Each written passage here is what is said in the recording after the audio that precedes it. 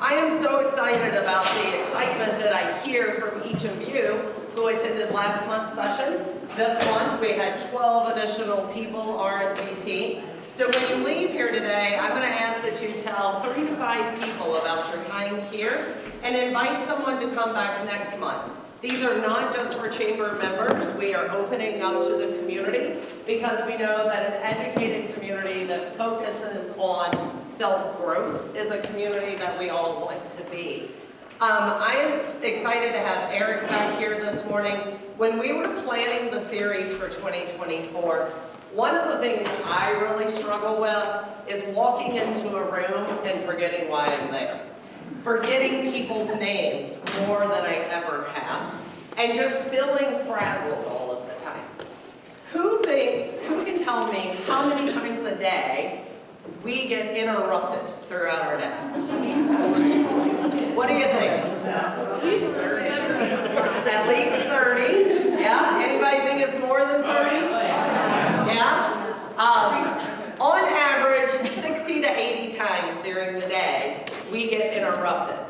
The other thing that happens just from our psyche is when we walk through a doorway, and there's lots of studies on this, your memory bank immediately says, I'm leaving one room, going to the next, and you start to forget why you were there, but why you were walking in. So I felt a little better after that. But Eric is going to give us tips today just to reduce that day-to-day swirl that happens. And so, Eric Feinendegen, I got it. With a name like Tawana, I tried to get it right.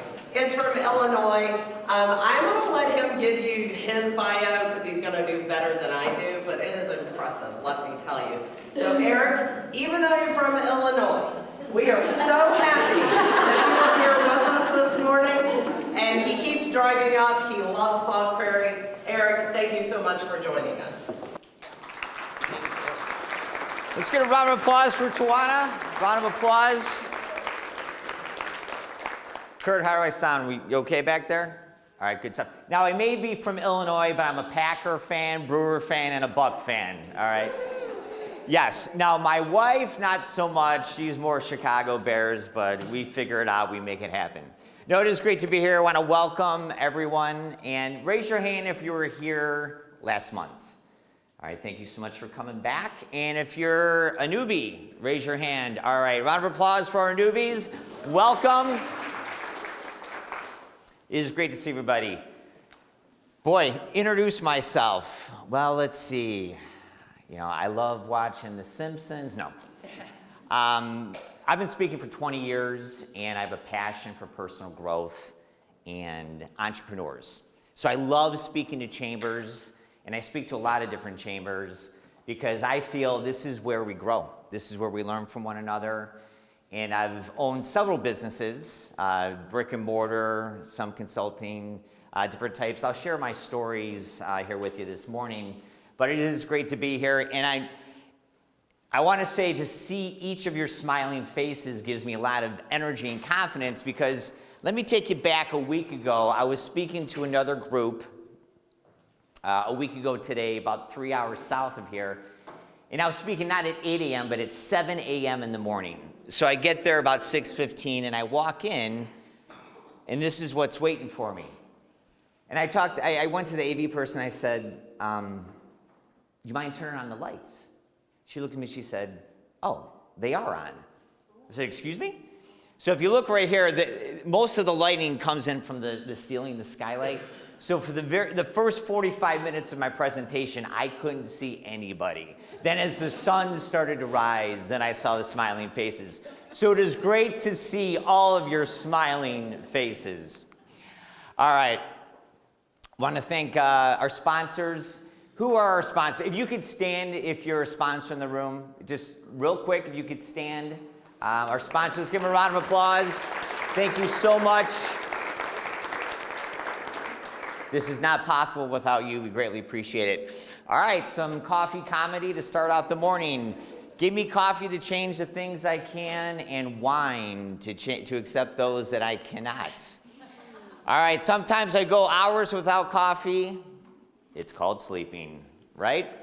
And finally, we're going to be talking about procrastinating, but first, procrastinating, which is the tendency not to do anything until you've had that first cup of coffee. Now, is John here from our coffee guy? Okay, round of applause for John. And we talked about at the last meeting, we're not having cups of coffee here, we're having cups of heaven, right? We're having cups of heaven if you have John's coffee. Thank you. All right, I am very proud of this. I am one of your biggest followers on social media. I just got this badge. I am in a 4-week streak here. I am stalking Prairie. I'm engaging, I'm liking. So this is my badge of honor to prove to you that I support the people that support me. Expectations. We want to have some fun here this morning. That should not be a problem. You guys are great. But we want to be able to interact and learn from one another. Let's have a supportive environment. If you have a question, please ask, because I can promise you, if you have a question, other people are probably thinking the exact same thing, right? I'm going to learn from you, you're going to learn from me, we're going to learn from each other. And also, in terms of expectations, I know that you're proactive when it comes to your personal development. So we may share things here this morning you've already heard of, which is great. Here's the question: what are you doing with it? So we're going to talk about principles and techniques to work on productivity, to enhance your focus. If you're already doing some of the things that we're talking about, great. We're here to enhance that and also offer some new ideas. Oh, and I do want to stretch you. And here's your first point on productivity. Mood follows movement.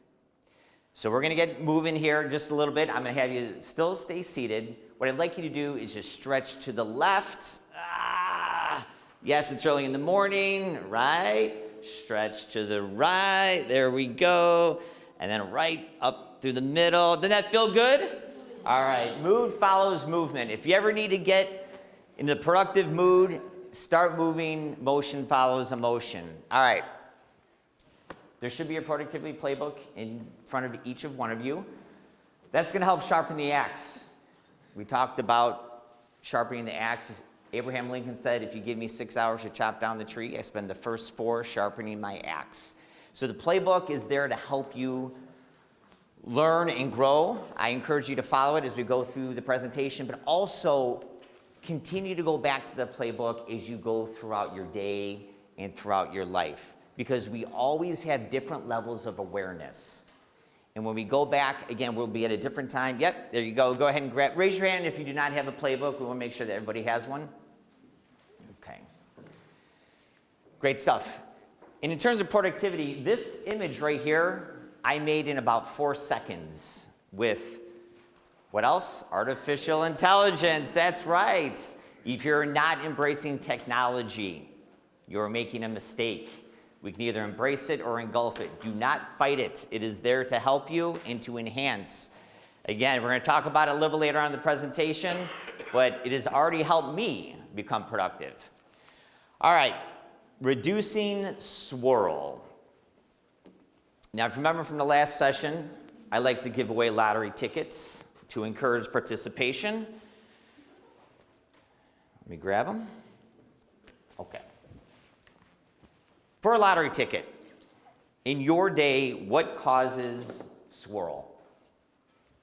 Who wants to be the first? Yes, in the back. Interruptions. Okay, so we'll do this. Let's go swirl. All right, so first we got interruptions. Okay. Right here, emails. All right, so emails. And let's get one more. Disorganized thoughts. So disorganization. Okay, we could probably make a list of about 30 to 100. Okay, raise your hand if you participated. There we go. Who else? Somebody in the back. Here we go, and who else? All right, right up front.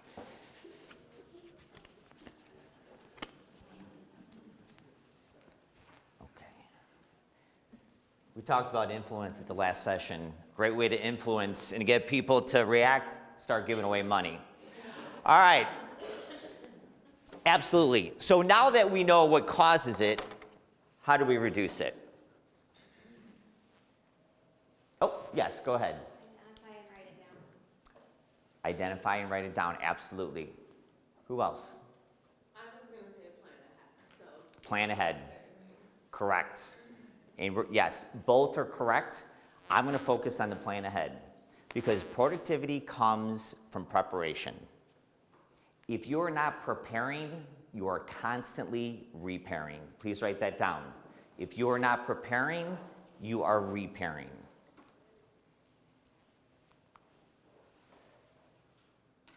Productivity is by design, not by default. We design a house, right? We have a blueprint. We can design a vacation. We already know what we're going to do and experience before it happens. Same is true of having a productive day. It all starts with the preparation. So the first thing I'm going to ask you to do every night before you go to bed is to design your day. How do we do that? I'm going to ask you to remember your future. Eric, what are you talking about? Remember your future? What does that mean? Well, when you remember your past, you've already lived it, correct? I'm going to ask you to already live your future. What do you want your productive, ideal day to look like? See, when we have swirl, we have no direction. Think back to the first time you got your driver's license. And I know there's some people in here that don't have it yet, so that's okay. You'll know what I'm talking about when you turn 16. Well, I remember the first time I got my license. I was driving in the city of Chicago. I had no direction, obviously before GPS. I didn't know where I was going. One wrong turn after another after another. I was in constant swirl, circling around. I'm surprised I didn't end up in the bottom of Lake Michigan, right? It comes down to direction. So when you remember your future, you're designing your day. What you're doing is you're visualizing success. I'm going to share with you a very, very interesting study that will prove to you the power of visualization and why you must be using it regularly. It was a study that was done by scientists, and they wanted to use laboratory mice to see how they would react in different circumstances when it comes to their motivation to live. So what they did was they took one mouse, they dropped it in a jar of water, and they put it in complete darkness.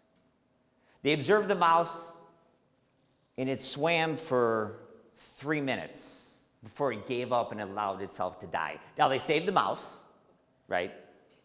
Put it to the side. Then they took a second mouse, dropped it in the exact same jar of water, put it in the extreme darkness, but one change. They shined the light on the top of the water, and this way the mouse had a vision. It had direction. It saw a better tomorrow. It had something to move toward. And because it had that light, it had hope, it saw a better tomorrow, it swam not for 3 minutes, 36 hours. The mouse was 700 times more motivated to continue to swim than the first mouse because it saw its future. That's the power of visualization. If you don't take anything from the seminar but this, remember your future. How do you want your day and your life, for that matter, to look? We must design it. Again, productivity by design, not by default. And I know what some of you are thinking, okay, Eric, that's great, but you know what? I've got constant interruptions. I've got constant emails. I've got constant disorganization. That means you're out there making it happen. See, I like to say, when it comes to being flexible and adaptive, plan spontaneity. You have to have a framework, a structure, a plan in order to give you your routine, but then, yes, you have to step out of it. Because what happens as soon as you start your day? You get the angry customer on the phone. You're driving to work and the school calls and says, little Joey's throwing up, you gotta go pick him up. Okay, right? Remember this, with crisis, with challenges, there's opportunity. With every obstacle, there is an opportunity. To stay productive, we have to be able to take advantage of that opportunity. Give you an example. So I mentioned last time I played 2 years of college basketball up in Indiana at St. Joseph's College. Went to the NCAA tournament. It was a great experience for me. So I played point guard. My job was to dribble up and run pre-designed plays to direct the offense. Now, these were pre-designed. Now, what would happen most of the time? Anyone that has played sports, the play would break down, right? Jordan Love drops back. Oh, someone's not running where they're supposed to go. Defense shifts. You got to pull an audible. You have to be adaptive and flexible. But here's what I know from experience. That when obstacles happen and a play breaks down, that's where the magic happens. That's where you can use your creativity, ingenuity, to make things happen that weren't there before. Because many times when a play would break down, that's when we would score. That's when we would use our creativity. And the same is going to happen in your day. So when you get interrupted, when you feel disorganized, that's the catalyst to make the magic happen. Sound good? All right, if you have questions, let me know. I'm going to give you the premier productivity principle. I love this principle. We're going to spend a lot of time on it right now. Study successful people. There's a Chinese proverb. It says, how do you know the path forward? Ask those coming back. You want to know where to go? Ask the people that have been there before.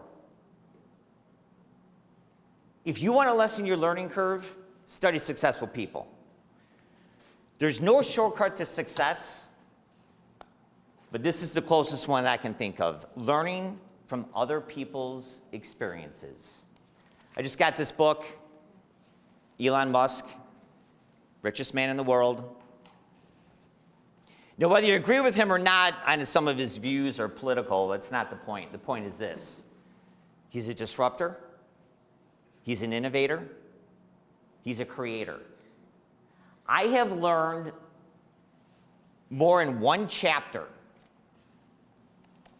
reading this book from a guy that started SpaceX, Tesla, took over Twitter, than I have probably in the last 5 years just in life experience. So what's the one thing that stood out to you that you read that you liked the most so far? On Elon, challenges the status quo. Always, absolutely. Always looking at things not as they are, but what as they could be. That is the key to Elon Musk, and that is the key to any great entrepreneur. We're all entrepreneurs in here. We talked about day one thinking in the last session. 80% of your thinking must be new. 20% of your thinking should be, what have I already done to become successful? 80% should be new. That's what Elon Musk does. He's got a lot of books out there, definitely a good read. All right, I'm going to prove to you the power of studying success and why following a proven framework is important.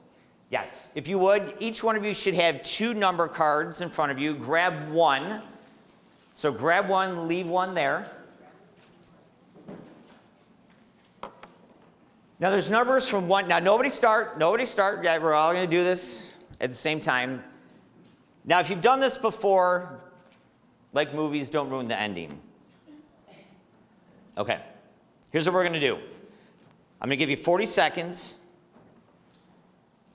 Circle Everybody have a pen? There's pens up here if you don't have one. Everybody have a pen? Okay. Circle in sequence, 1, 2, 3, 4, 5. Oh, no, nobody start.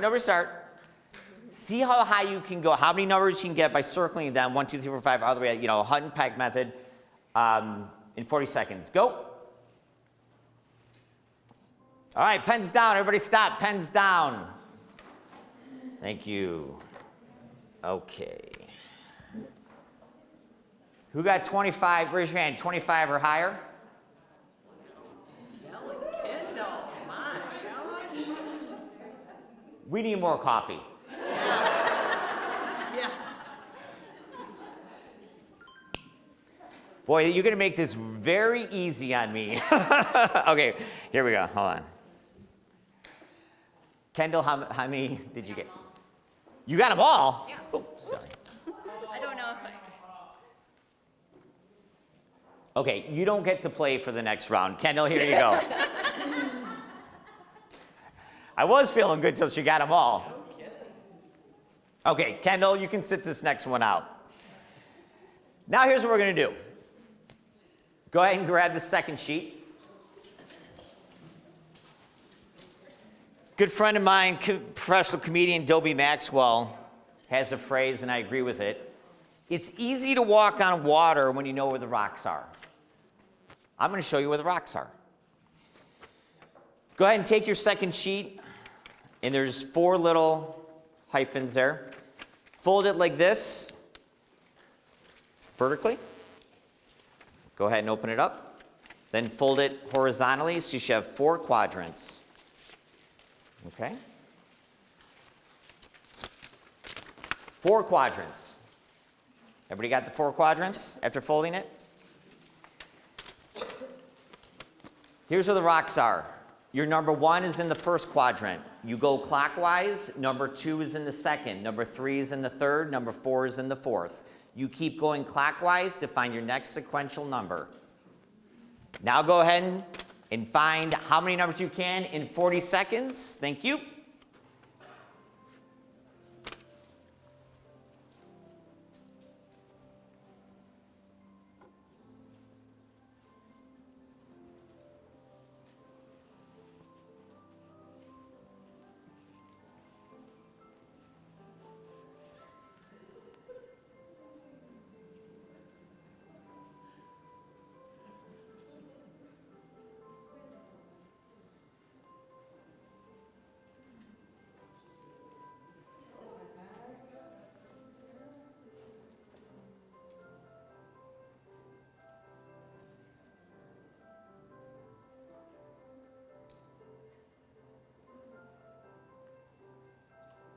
Ten more seconds.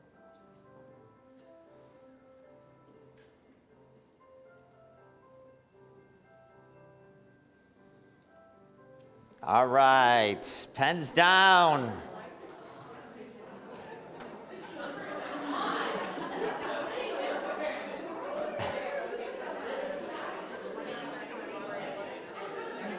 All right, how did we do? Raise your hand if you get over 25. All right, now look around the room. Anybody other than Kendall get all 88? Okay. You got a gift, Kendall. So I've proven the point. When you follow successful people, you reduce the learning curve. You automatically have a leg up in terms of your productivity. Now that's the good news. I'm going to share with you now the bad news. What happens when you don't follow success? It's a picture of a Tasty Freeze that I bought when I was 24 years old, right there. Bought my first business at 24. Now, when I graduated college, I didn't have 1, I had 2 degrees. That said, I was a smart guy, right? Had them hanging on the wall, both my degrees. That said, on paper, I was smart. Life is not lived on paper. Because when I came out of school, I was full of energy, ambition, and a lot of ignorance. When I bought that Tasty Freeze, I was handed 2 things, keys to open the door, and a success manual. Kept the keys, tossed the manual. Come on, snow cones, sundaes, hot dogs, no problem, I got this, right? And the 15 teenage employees that I inherited, not a problem. Well, as you can imagine, trying to wing it, I had problems. Lots of problems. And those 15 teenage employees, I found out, very hormonal teenage employees. I made every mistake in the book. I'll never forget it. Picture this. It was a Saturday in July, 87 degrees, perfect conditions. I had a line of customers 3 blocks long. I'm working the grill. Order comes in for a double cheeseburger, country burger, not butter burger. Do we have any Culvers people? Culvers? Okay, anyways, we call them country burgers, not butter burgers. But anyways, double country burger comes in. I'm working the grill, grab the 2 patties, put the cheese on there, right? Grab the buns, toasted the buns. 2 of the best patties I've ever had, juicy, awesome. Put the condiments on, mayonnaise, lettuce, send it out the door. 90 seconds later, blood-curdling scream comes from the parking lot. Now, you ever pick up a piece of wood or a rock and, there's insects underneath it, you pick it up and they all scatter like crazy? Yeah, that's what happened to every single one of my customers. I walk out. Customer had a metal twist tie stuck in between his teeth. That was in the hamburger. Now, you want to talk about damage control? I look back, I think about this almost nightly. Thank goodness social media did not exist when I owned the Tasty Freeze. That would haunt me to this day, Tawana. I knew I had to make a change, or else I was going to lose my business. So what did I do? That success manual that I threw in the corner, picked it up. Turn to chapter 1. Guess what was on page 3? Do not put buns on top of condiments. Twist tie could fall in lettuce. Apparently that has happened before.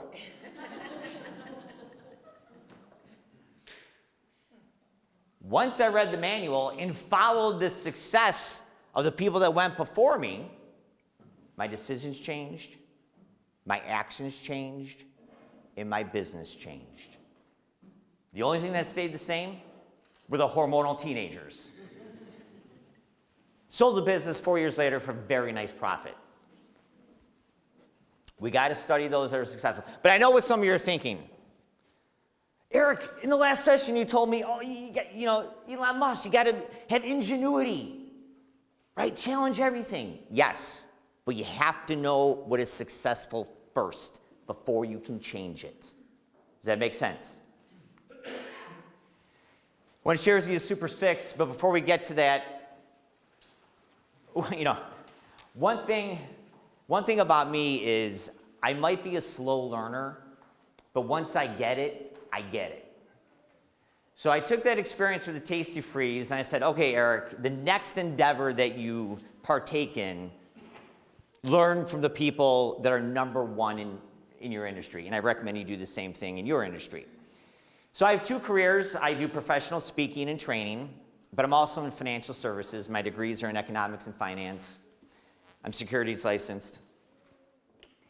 And when I started out in the financial services industry, I said, okay, Eric, right, I'm going to study success. So I found the number 1 guy in my industry. His name was Ron Carson. He was at my broker-dealer. Now, I clear through LPL Financial. It's the largest independent broker-dealer in the country. Tens of thousands of reps throughout the United States. This guy, number 1 highest producing rep for 27 years in a row. Out of tens of thousands of people. I said, okay, I got to study this guy. Hopped on an airplane. I flew out to Omaha, Nebraska. This was 20 years ago. And I followed him for 3 days.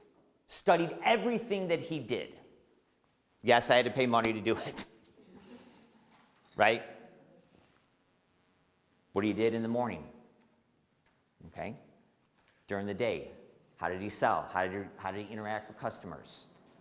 So on the final day we were having lunch, I said, Ron, you can give me one thing to your success. Tell me what it is. Right there. He said, Eric, it's the Super 6. Explain that to me, Ron.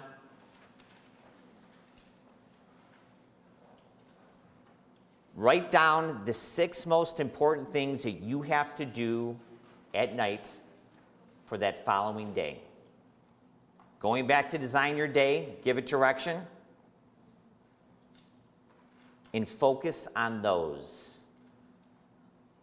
Because when we have a to-do list, what are we doing? We're swirling. Got to do this, got to do this, got to do that, got to do that, right?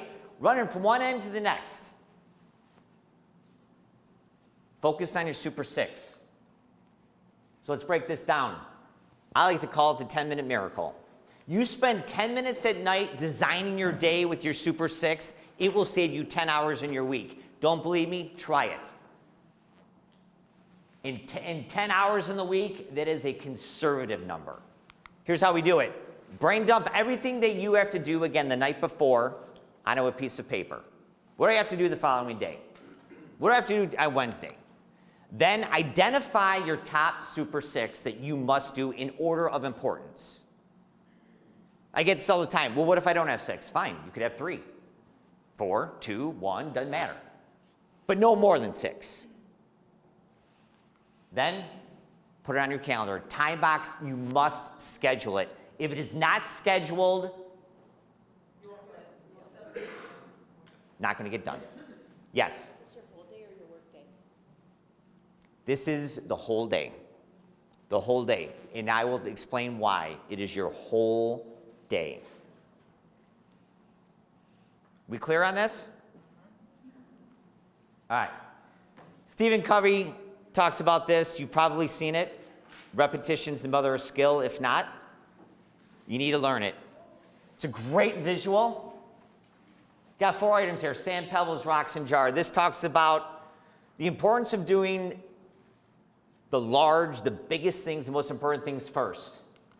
If I put the big rocks in the jar, the most important things, and I were to ask you, is this jar full? Your answer would be yes, Eric, it is. Oh, really? Well, I'm going to put some more in that full jar. The not so big rocks. Right? The emails. The scheduling. Well, what's interesting is the jar was full, but now it just got more full. More things were put in it. Now you put the sand in there. The watching TV, right? The menial stuff. You can still get it in.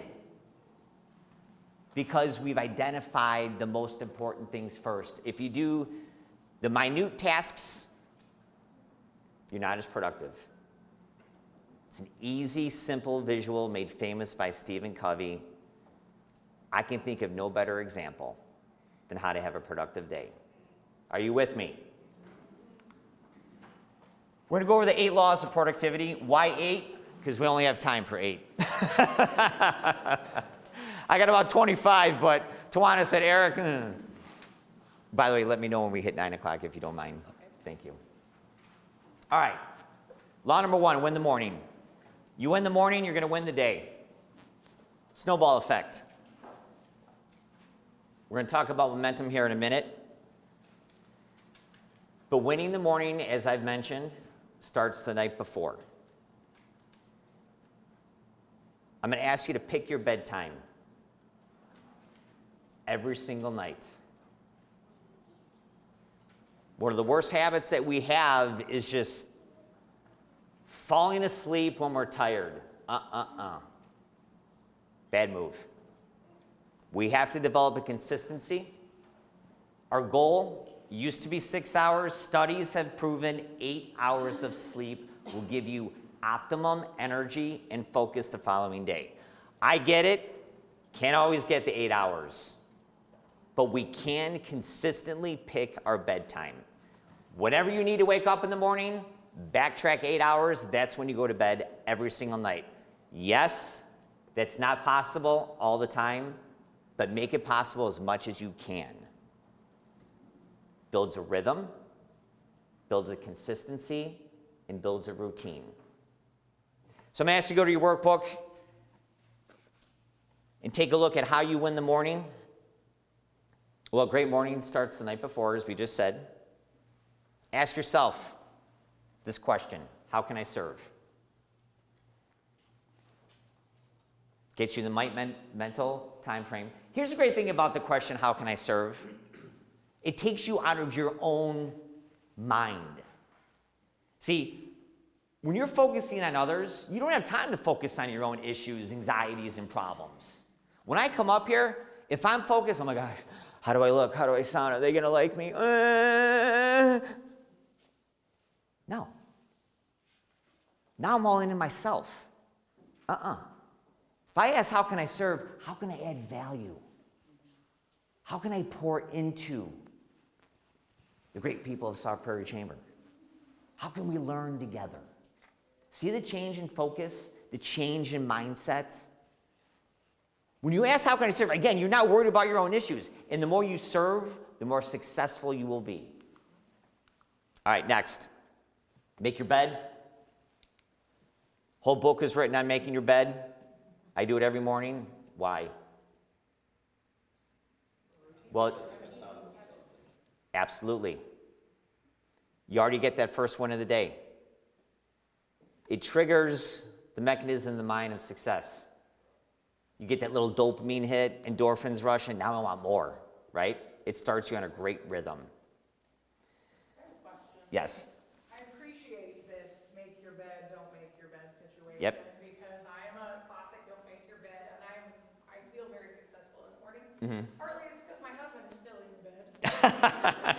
I can't really, right? I mean, I can't really make the bed with my husband in it, right? And he gets up after I leave and that sort of thing. So do you have a Can you make your side or the pillow? Something. Sure. Okay. Sure. Well, I mean, I do that. Sure. Sure. It's an analogy to do something productive. So if you can't make the bed, do something Sure. to get that easy win. Yep. Making the bed is just a great example because it's the very first thing you do in the morning. So find a replacement. Yeah, I walk 3 miles in the morning instead. There you go. Perfect. And we're going to talk about that. Yes? Yeah, there you go. Fold some laundry, whatever it may be. Anything to get that first little win to start the momentum. I don't want to be the cause of marital problems between you and your spouse. All right, next thing.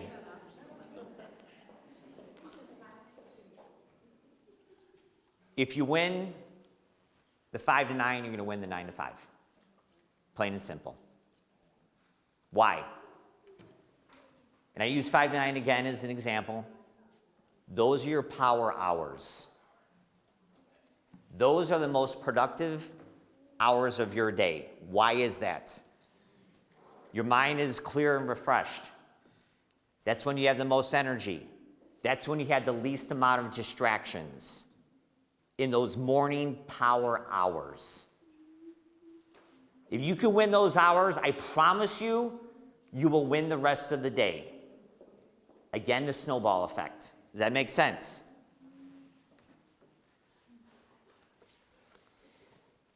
Next, establish a routine. Decision fatigue is real. Routine will give you a rhythm.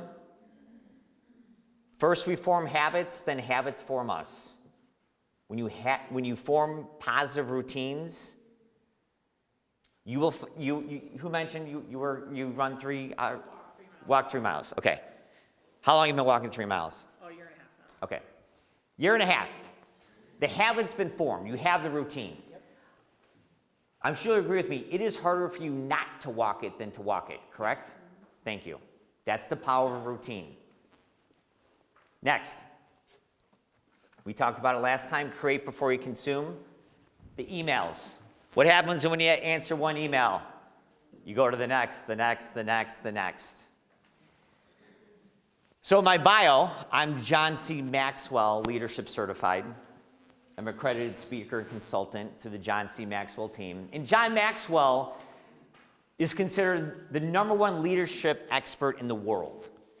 He's the highest paid non-celebrity speaker in the world. We're going to talk about that in September. But he has a philosophy and is extremely powerful. He creates at 5 a.m. every morning. It is sacred. Nothing gets in the way of his 5 a.m. writing. Now, this man is 77 years old. He just came out with another book. He has sold over 30 million copies of his books. By every day, he writes at 5 a.m. Sacred. What about holidays, Christmas? He writes. Thanksgiving, he writes. I've got the Sauk Prairie Chamber meeting. Coffee and coaching with Eric. 5 a.m. he still writes. That is how he has sold 30 million books. I've talked to him about it. There's no secret, no magical pill. He creates first. Very powerful productivity tool. All right. Here we go. Quick 4-step pre-sleep routine. Clean up the clutter before you go to bed. Put the dishes away. Laundry away, whatever it is. That's the physical side. I'm also going to ask you to clean up your clutter in your mind. I like to call it mental cache. What do you do when the computer is bogged down and running slow? You clear the cache. If you want to be productive, you have to clear your mental cache. A couple of ways to do that. Number one, all the anxieties, the worries, the fears, the rejections, the failures of the day.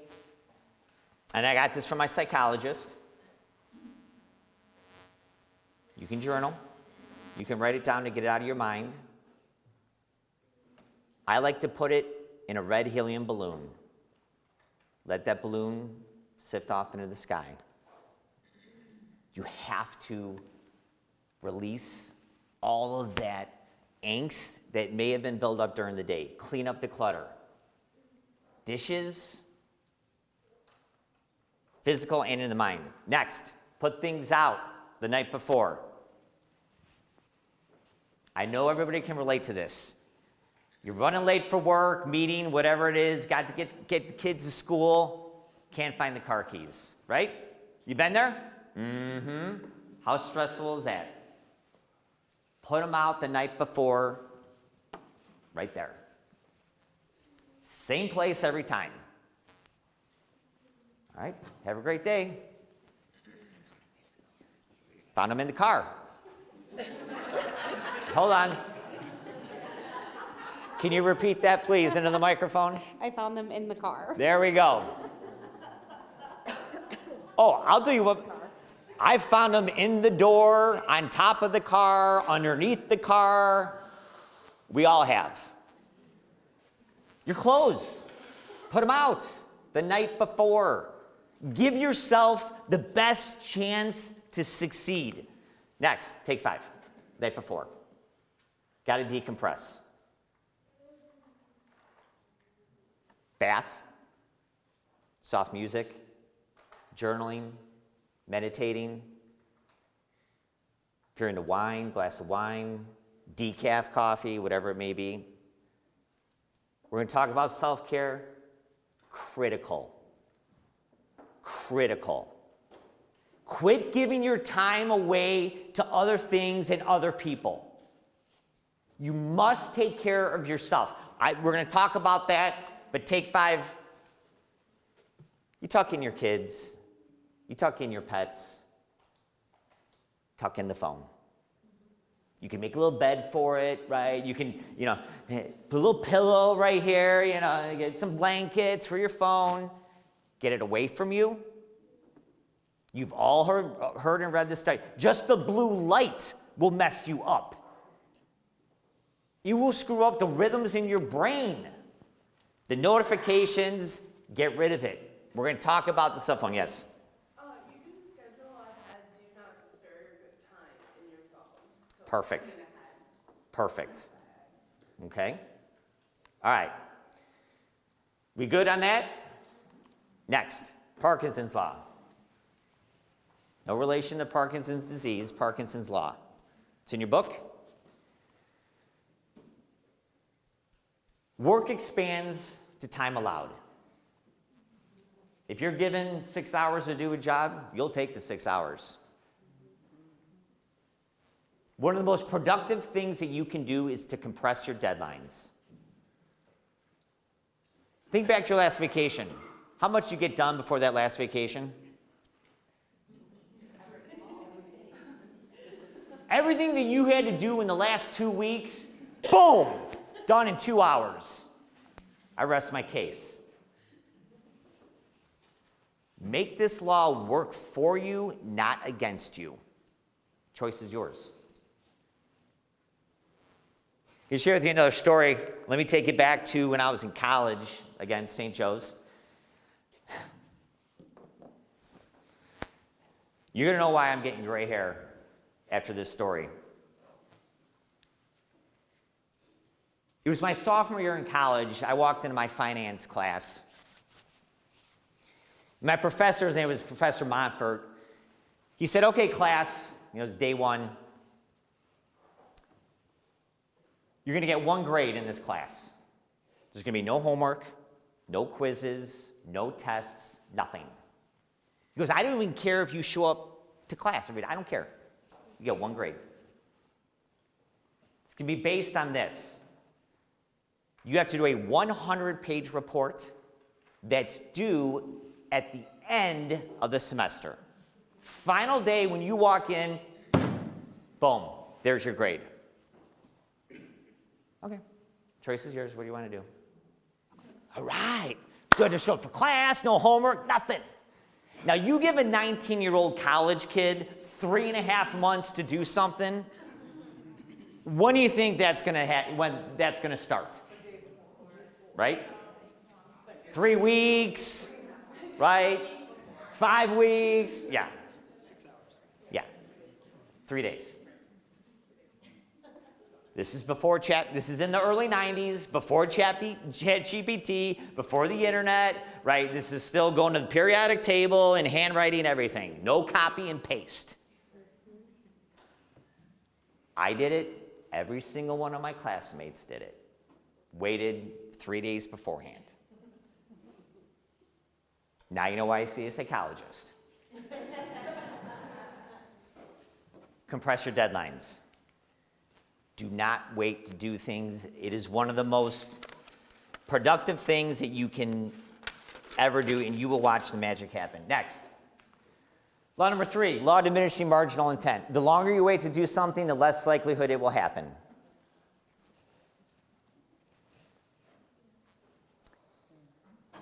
When I come home from a long day at work, what do? Sit down and, hey honey, hey kids, pet the dog, right? Throw myself on the couch. I love sports. ESPN. I know I have to do this, and this. I'll do it later. Any do it later people like me? Mm-hmm. What happens when later comes? I'll do it later, right? The cycle keeps going on and on and on. Now, I'm going to haunt each and every one of you. When you say to yourself, do it later, that is your trigger to do it now. Let my voice ring in your head constantly. Because when you say, I'll do it later, it will not happen. Create before you consume. Get it done now. The other thing, we have to do things when we do not feel like it. No, I'll do it when I have energy. No, ain't gonna happen. Will not happen. You know it won't. So don't wait to do things when you feel like it. Thank you. Taxes, April 15th. I don't even have to, nobody wants to do their taxes, right? Discipline. Discipline. That is the key to productivity. Disciplined action. There's the secret sauce. All right. So how do we get to action? One, do things quickly. I cold call for a living. I have for 30 years. This thing is 30 years old. All right, Eric, you got to make 50 calls. Here's my game. Have my clicker right here. Here's my clicker. 30 years old, a lot of mileage on this thing. Go. How can I get through my 50? How quickly can I do it? It's done before I know it. Done. Move on with the rest of my day. Make sense? Get one for whatever it is that you have to do. You have to send how many emails? How fast can I get it done? All right?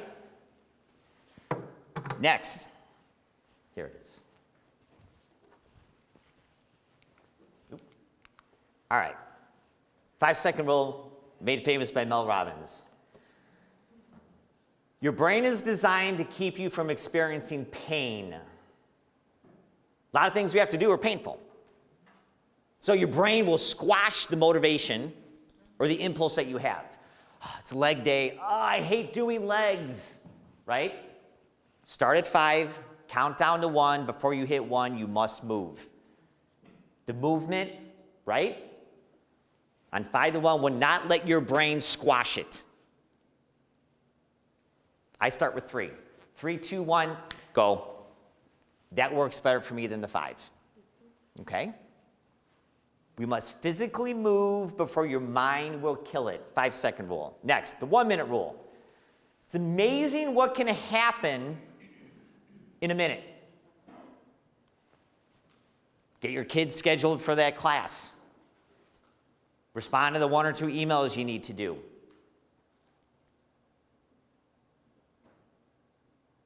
Make that blog post, social media post. You'd be amazed what you can do in a minute. So we talked about the important things, right? The rocks, these are the pebbles. Boom. They still have to get done throughout the day. If it can be done in a minute, do it. Boom. Next, done is better than perfect.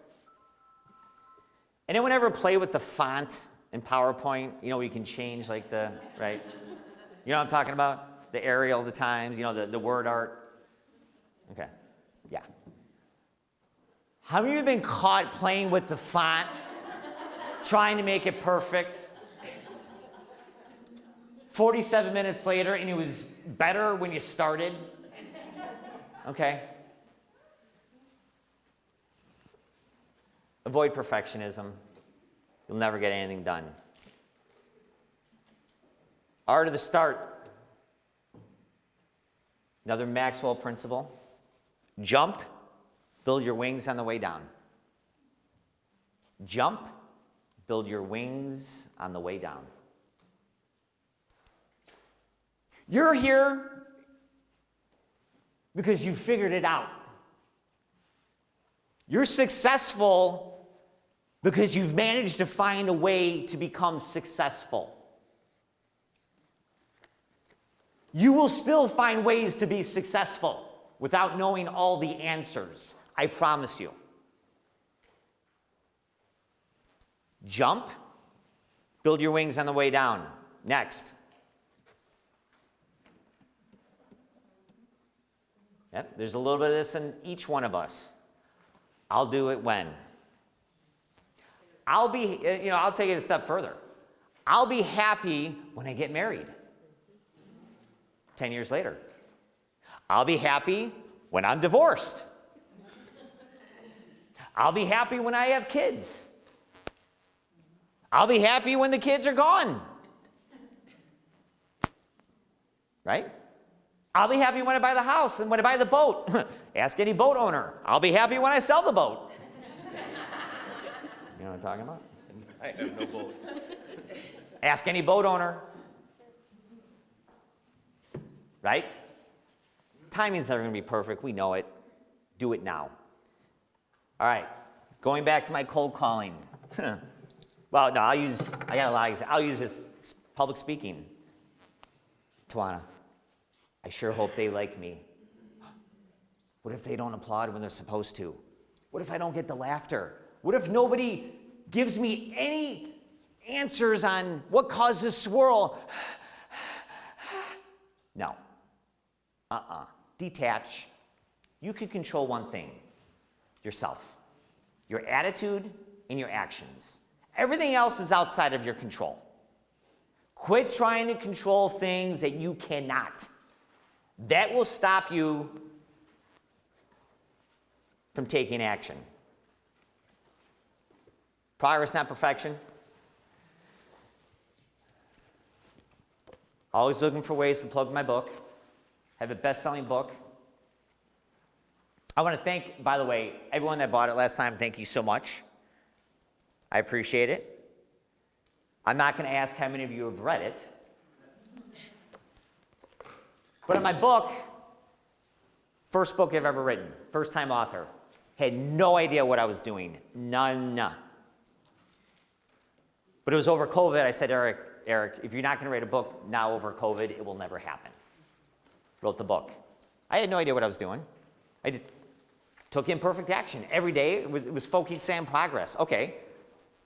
First, it was a paragraph a day. Then it was a page a day. Then it was an illustration a day. Lo and behold, after 3-4 months, I had 3/4 of a book done, not knowing what I was doing. Do the same thing. Progress over perfection. Time block. Set the alarm for 20 minutes, then go. Go get to work. Next, we talked about scheduling it. Next law. How are we doing on time, by the way, Tamana? 9:02. It's 9:02? All right, we're having way too much fun here. Okay. We'll go another 5 minutes, take a quick break, and then we'll end up. Sound good? Okay. You guys getting some good stuff here? Okay. Your health is your wealth. Not going to be productive if you're stuck in bed all day sick. True of your physical and your mental.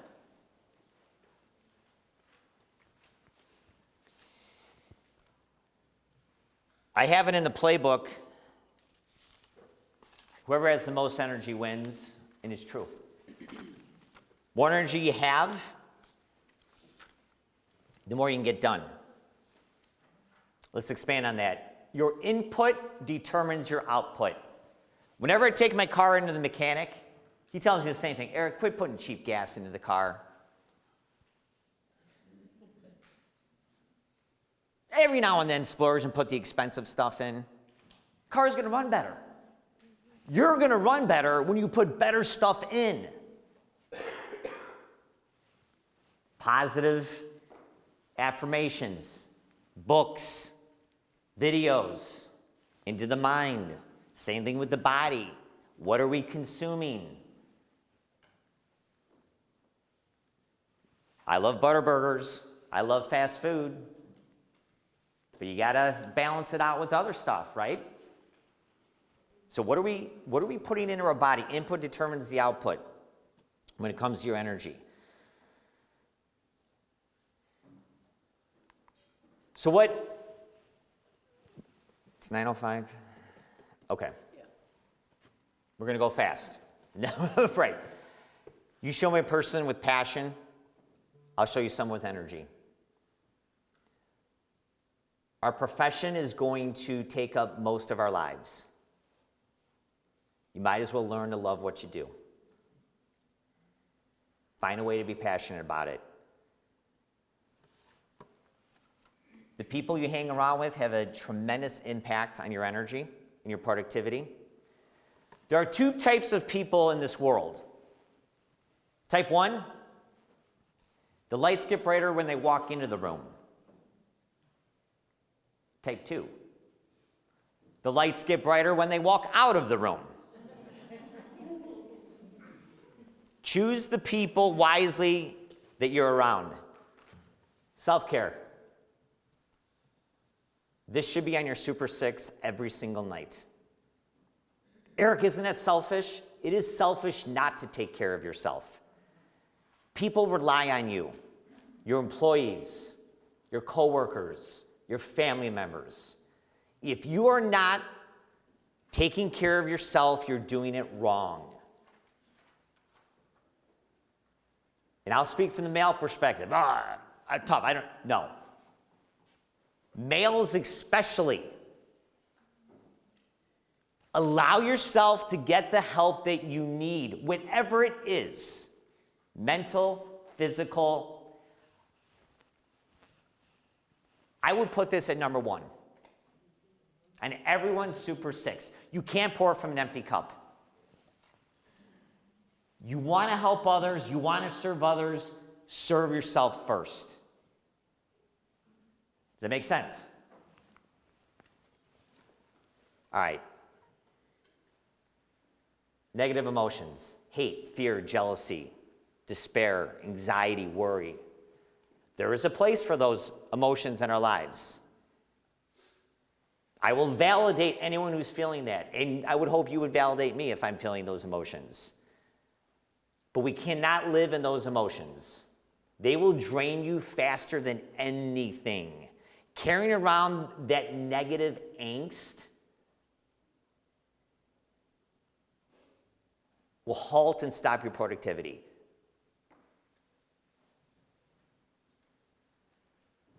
All right, we're going to stop there. Our next law is going to be the law of laughter. You're going to love, love, love this law. Quick 5-minute break. We have 9:06. 9:11. We'll be back. 9:11. Law of laughter. You're going to love this law. Can we get some music? All right. We're having so much fun. We're going to go fast. All right. There's a lot to cover. And I know we're all up for the challenge. Law number 5, law of laughter. If you're not laughing, you're not doing it right. Life's easier when we laugh. We must lighten the load. You will be more productive. You will build better teams. So ask yourself, are you having fun in what you're doing? If you're not having fun, it's not worth it in business and in life, right? The average 4-year-old laughs 300 times a day, right? Average 40-year-old, 3. We have to close the gap. Many benefits of laughter. I'm not going to go into those right now. You can Google them, but I think you probably know what they are. Leaders that have a healthy sense of humor and share that sense of humor are ranked significantly higher in exit surveys. You want to build strong teams? Have a healthy sense of humor. Met this man, Tom Dreesen, when I was doing my TEDx. For those of you over the age of 35, you may remember the Johnny Carson show. He guest hosted Johnny Carson show 45 times. He was the opening act for Frank Sinatra for 14 years. And I talked to him about the healing powers of laughter. And he said this. He said, Eric, a healthy self-esteem comes from a healthy sense of humor. That we must laugh at ourselves at least twice a day. That is what will build a healthy self-image. If I could change one thing about what I did growing up, I have one regret. One regret. I took myself way too serious.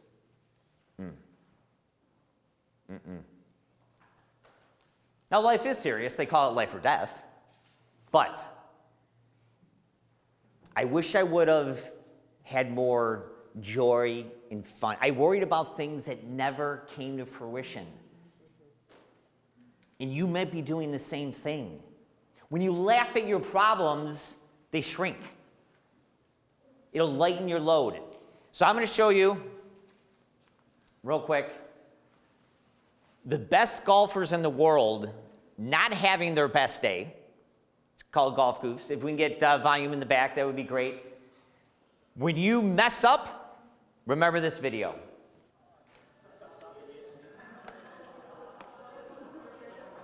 Feel free to laugh.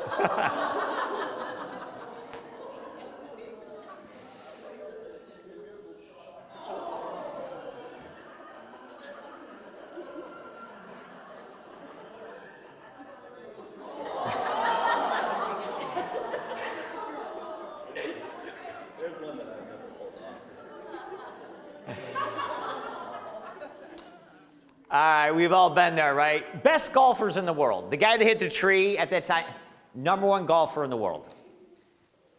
Live life lightly. All right, next. Law of leverage.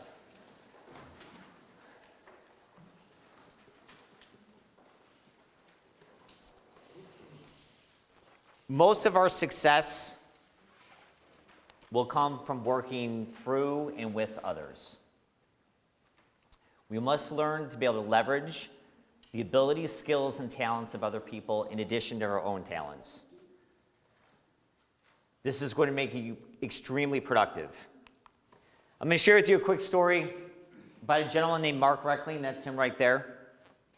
Very close friend of the family. He passed away about a year ago. But he's the ultimate American success story. He took an appliance store called Grand Appliance. Some of you may have even shopped there.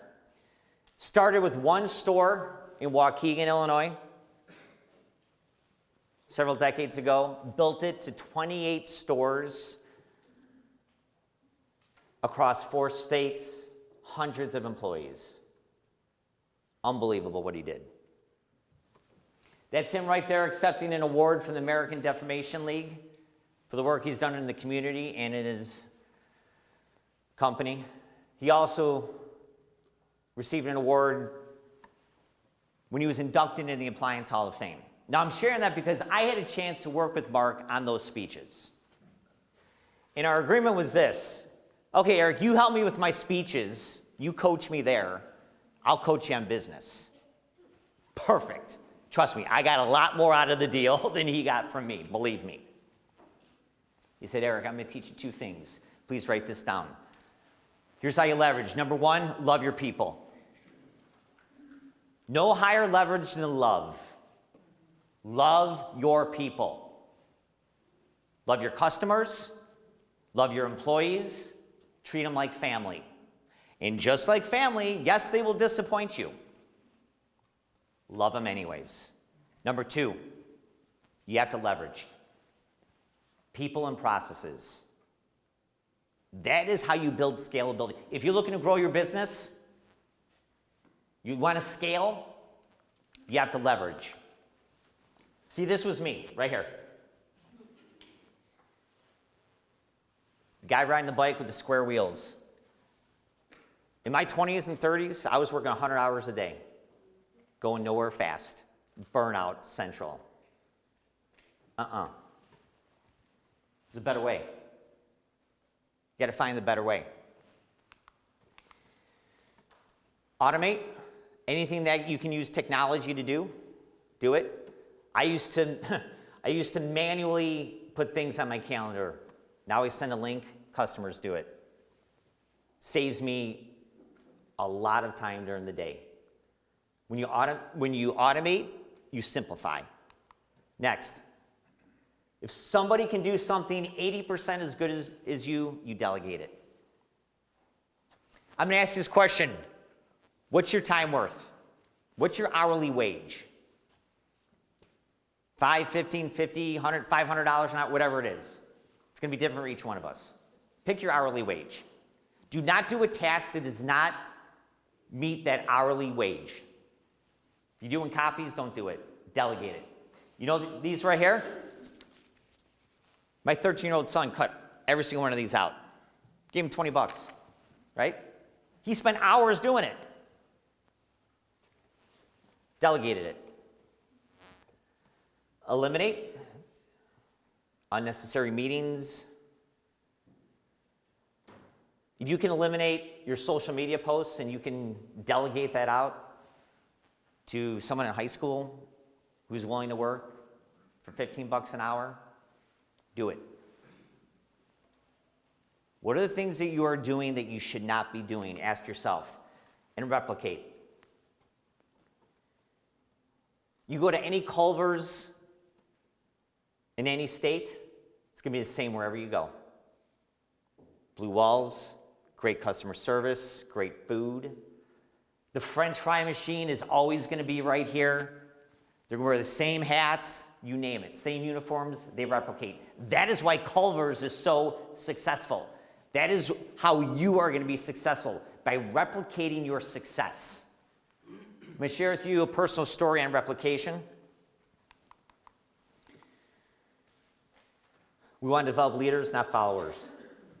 Most people are developing followers. Do what I say. Teach them what you know. Replicate yourself. Here are the 5 stages of multiplication. This is what all businesses go through, but most businesses are in 1 and 2, scramble mode. You hire an employee, you don't train them, the culture is awful, and you're constantly scrambling to replace that employee. Don't raise your hand. I know a lot of you have been there. I have been there. Constant scramble mode, awful, burnout central. Next. Survival mode. 50% of companies live in survival mode. Great, you can get an employee, still don't develop them, but they'll manage to stay. You don't have to rehire, but the culture is awful. Processes are awful. You're in constant survival mode. Next, siphon. Okay, we're getting smarter here. We're starting to figure it out. We're hiring employees, we're developing the employees, but we're not building the relationship with them. And because of that, we have a great employee, but what happens? Company B steals them. Yep. Right? You've heard it. People don't leave companies. They leave culture and bad bosses.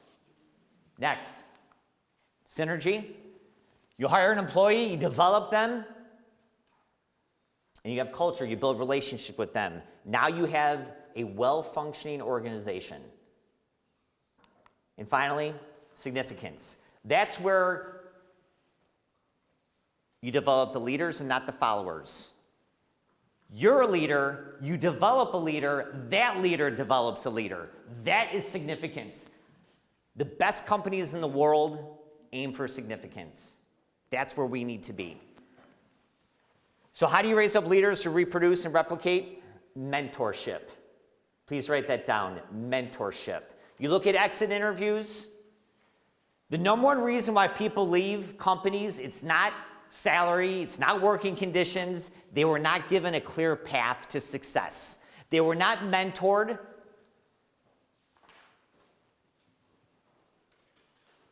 You're given a way to improve professionally and personally. You want to increase the success of your business and have a productive culture? Mentor. Teach people what you know. I'm going to share with you a personal story. We're going to get to focus. We're not getting to focus. We lost focus here. Go through. I'll touch on it the next time. I'm going to end with this. My mother was a nurse for 30 years. She worked in a lot of emergency rooms. And in that, and this goes to mentorship, they had a phrase called watch one, do one, teach one. Okay? Watch one, do one, teach one. So you'd watch a procedure, then you do it, and then you teach another nurse the procedure. So when my son was diagnosed with diabetes back in September, hamburgers are his favorite food, I was thrown into this model of watch one, do one, teach one. Because the nurse came out to me and said, all right, Eric, you're going to have to watch how you give an insulin shot. What? Excuse me? I hate needles. Didn't have a choice. We're going to show you. Okay. All right, Dad, watch. Watched it. Then I had to do one. I had to give my son his very first insulin shot. Never done it before, never given a shot before in my life.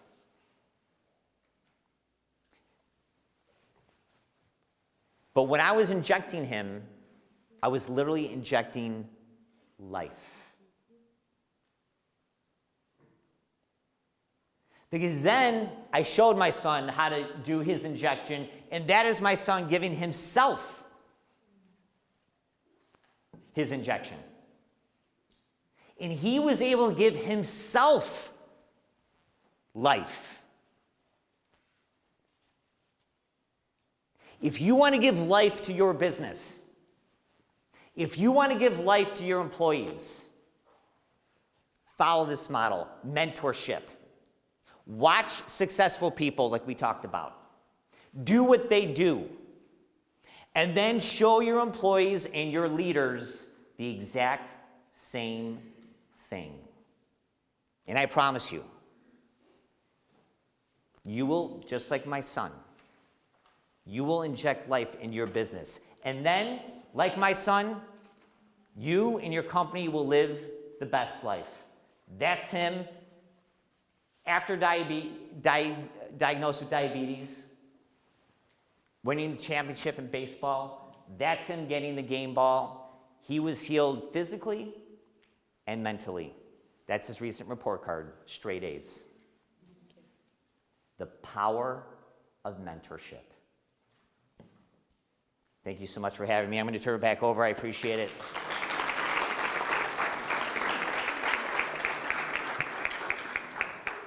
You know, Eric, let me just tell you, people asked me on the break, and then we had to get to our stalls, so I couldn't answer. I probably work, and this is no exaggeration, 12 to 15 different projects a day. So within 30, 45 minutes, I'm having to change my focus, do different things, go to meetings, come back, try to do it. And whenever I was planning the series for 2024, I thought to myself, 15 years of doing this, what can I possibly schedule? Who can I bring in? And I was in that woe is me mindset. And then ding, my email went up. And you know, like the squirrel, and I'm always looking at my email, and it blinds me during the day. There's this message from Eric. Now, when I tell you I get about 40 emails a day of random people trying to sell me something, I just hit delete most of the time.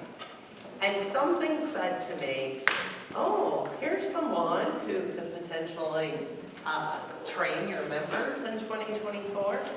And I don't know what hit me. I just hit reply. I said, let's set up a Zoom call. And it was the greatest chance I ever took.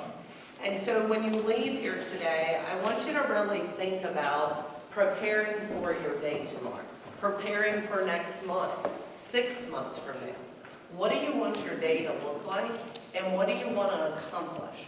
Next month, we're going to be talking about goal setting. So I hope that you'll come back, because if we've learned anything in these first 2 sessions, we're going to be inspired when we leave here. But every single thing we do has to be intentional. Never accept the status quo like I did last year. And I would say for me, that is what drives me to always be reaching to achieve the next goal. I can't stand to do the same thing over and over. I can't stand to do what someone else has done. I want to put my twist on it. So I'm going to leave you with this question. What is your twist today? How do you want to be better tomorrow than you were today? And you have to set those goals, you have to be intentional, and you have to take risks. Eric, I thank you. I've got tons of notes here. I'm excited about next month. If you go to page 8 in your binder, law number 8, the law of coaching, I'm going to ask you to do this. If you read How to Sharpen Your Focus Fixes, he's going to pick up on that next month. I promise you we'll start with that. But I'm going to ask you to come back with question 1 completed. And maybe you can start there, hearing where do you get bogged down. Coaching allows you to see the blind spots. If you're in a swirl, ask for help. And what are those 3 areas that you need help in? And bring those back next month, and hopefully we can find some goals for you to set to address those. Today, if you don't prepare, you are repairing. Boy, that was powerful, because I see that every single day. 80% of your thinking must be new. Challenge the status quo. I promise you, success comes from that.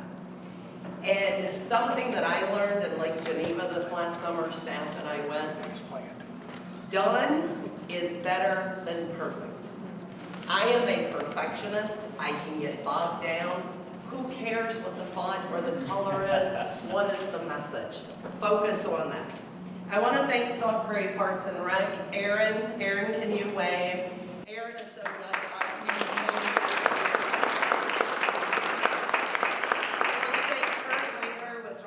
Productions for partnering with John Joseph Coffee. Thank you so much. Angela, can you just stand, and I'm going to ask you to go over by the cookie table. And no one is allowed to leave without sampling one of Angela's cookies. Ask her about a new venture she's going to have coming in 2024. You may have seen her at the corner of 12 and Water the last 2 Saturdays. She has started Cordelia's Cottage Bakery. And it is an amazing story, but the story is not done. Ask her what she's got coming in 2025. And then in closing, I cannot say it enough, without the Bank of Prairie Decide, Culver's, Prairie Fire Yoga, TEDx, Tools of Marketing, none of this is possible. Everything we do for members, we're able to do it and feed you because of these sponsors. So thank you so much. If you have time today, be intentional. Shoot a CEO of one of those companies a quick thank you for making this investment. And again, next month, 3rd Tuesday of the month, 8 to 9:30, goal setting in business and life. I promise your life will be changed. Go out today, make it a great day. Thank you.